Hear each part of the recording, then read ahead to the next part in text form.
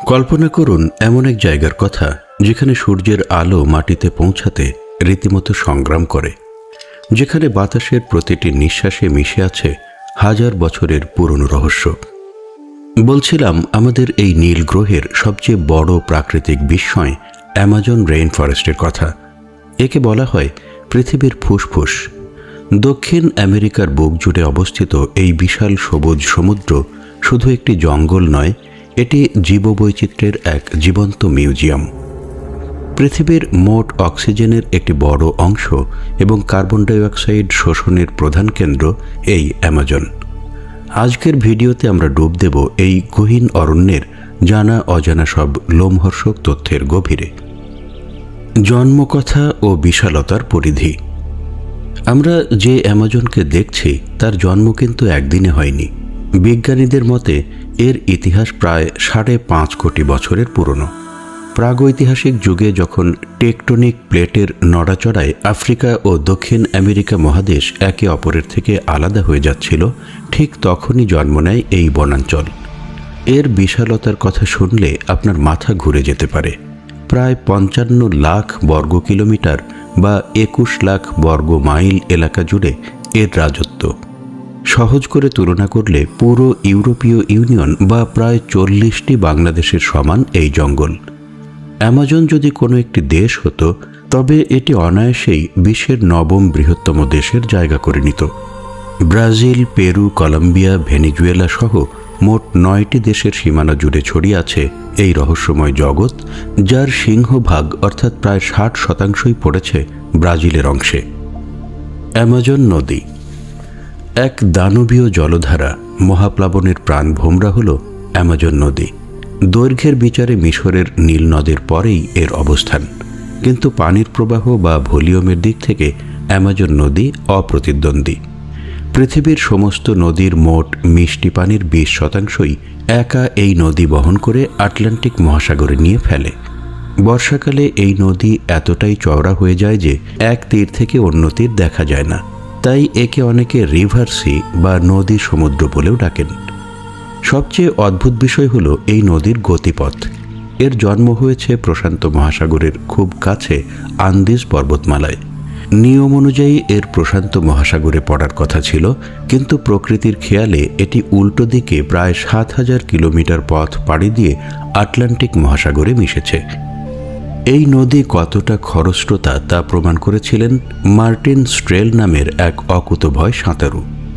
2007 সালে তিনি দীর্ঘ 66 দিন অবিরাম সাঁতার কেটে এই নদীর পুরোটা পাড়ি দিয়ে গিনেস বুকে নাম লিখিয়েছিলেন।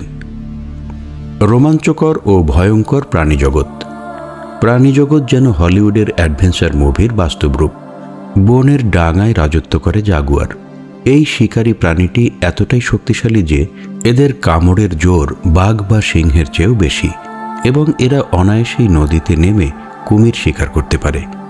নদীর জলে বাস করে এক অদ্ভুত প্রাণী পিঙ্ক রিভার ডলফিন বা গোলাপি ডলফিন, আর পানির নিচে ওঁত পেতে থাকে পৃথিবীর সবচেয়ে কুখ্যাত মাংসাশী মাছ পিরানহা। তবে পিরানহার চেয়েও বড় ত্রাস হল 10 ফুট লম্বা দানবীয় পিরারূপ মাছ, যার শরীরে আছে হাড় ভেদ করা কাঁটা। আর সাপের কথা না বললেই নয়, পৃথিবীর সবচেয়ে ভারী সাপ গ্রিন অ্যানাকোন্ডার দেখা মেলে এই জলেই। ডাঙায় আছে বুলেট অ্যান্ট নামের এক প্রকার পিঁপড়া, যার কামড়কে বুলেটের গুলির যন্ত্রণার সাথে তুলনা করা হয়। এছাড়া আছে হারপি ঈগলের মতো শিকারী পাখি, যারা বানর বা স্লথকে ছোঁ মেরে তুলে নিয়ে যেতে পারে আকাশের উঁচুতে। সাহারা মরুভূমির সাথে গোপন সম্পর্ক। চমকপ্রদ এবং অবিশ্বাস্য তথ্যটি হল এই সবুজ অরণ্য টিকে থাকার পেছনে 1000 মাইল দূরের রুক্ষ সাহারা মরুভূমির এক বিশাল অবদান রয়েছে। নাসার ক্যালিপসো স্যাটেলাইটের তথ্য মতে প্রতি বছর সাহারা মরুভূমি থেকে প্রায় 18 কোটি টন বালু ও ধূলিকণা বাতাসে ভেসে আটলান্টিক মহাসাগর পাড়ি দিয়ে অ্যামাজনে এসে পড়ে। কিন্তু কেন? কারণ অ্যামাজনের মাটিতে বৃষ্টির তোড়ে পুষ্টি উপাদান ধুয়ে যায়, আর সাহারা থেকে উড়ে আসা এই ধূলিকণায় থাকে প্রচুর পরিমাণে ফসফরাস, যা অ্যামাজনের গাছপালার জন্য প্রাকৃতিক সার হিসেবে কাজ করে। প্রকৃতি এভাবেই এক মহাদেশের সাথে অন্য মহাদেশের অদৃশ্য এক মেলবন্ধন তৈরি করে রেখেছে। আদিবাসী ও হারানো সভ্যতা। অ্যামাজন শুধু পশু পাখি নয়, এটি মানুষেরও প্রাচীন আবাসস্থল। প্রায় 11,500 বছর আগে এখানে মানুষের বসতি শুরু হয়। বর্তমানেও এই গহীন অরণ্যে প্রায় 400 থেকে 500টি আদিবাসী গোত্র বসবাস করে। এদের জীবনযাপন প্রকৃতির সাথে মিশে আছে। তারা আধুনিক প্রযুক্তির ধার ধারে না। সমাজবিজ্ঞানীদের মতে এদের মধ্যে অন্তত 50টি এমন গোত্র আছে যারা আনকন্ডাক্টেড বা আধুনিক সভ্যতার আলো কোনো দিন দেখেনি। তারা বাইরের পৃথিবীর মানুষের সাথে যোগাযোগ করতে চায় না। সম্প্রতি জঙ্গল কাটার ফলে মাটির নিচে চাপা পড়া কিছু জ্যামিতিক নকশা বা জিওগ্লিফ আবিষ্কৃত হয়েছে, যা প্রমাণ করে যে অতীতে এখানে বড় কোনো সভ্যতা বা লস্ট সিটি লুকিয়েছিল, যা সময়ের অতলে হারিয়ে গেছে। বর্তমান সংকট ও ভবিষ্যতের হুমকি। অ্যামাজনের আবহাওয়াও বেশ নাটকীয়। এখানে বছরে গড়ে 10 ফুটের মতো বৃষ্টিপাত হয়। বনের গাছপালা এতটাই ঘন যে মুষলধারে বৃষ্টি হলেও অনেক সময় বৃষ্টির পানি মাটিতে পৌঁছাতে 10 মিনিটের বেশি সময় নেয়। কিন্তু দুঃখের বিষয়, মানুষের লোভের শিকার হচ্ছে এই মহাবন। কাঠ পাচার, অবৈধ খনি এবং গবাদি পশুর খামার তৈরির জন্য প্রতি বছর হাজার হাজার বর্গমাইল বন উজাড় করা হচ্ছে। গত কয়েক দশকে অ্যামাজনের প্রায় 17 থেকে 20% বন ধ্বংস হয়ে গেছে।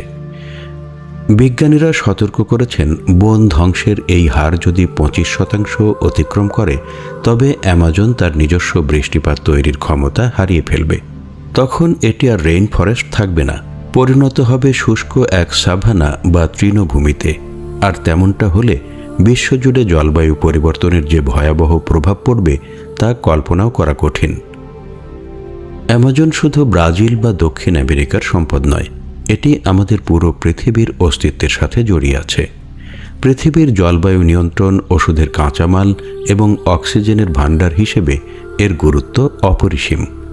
এই মহাবন রক্ষা করা তাই এখন সময়ের দাবি। ভিডিওটি ভালো লেগে থাকলে লাইক দিন এবং প্রকৃতির এমন আরও অজানা রহস্য জানতে আমাদের চ্যানেলটি সাবস্ক্রাইব করে সাথেই থাকুন। দেখা হবে পরের ভিডিওতে। ধন্যবাদ।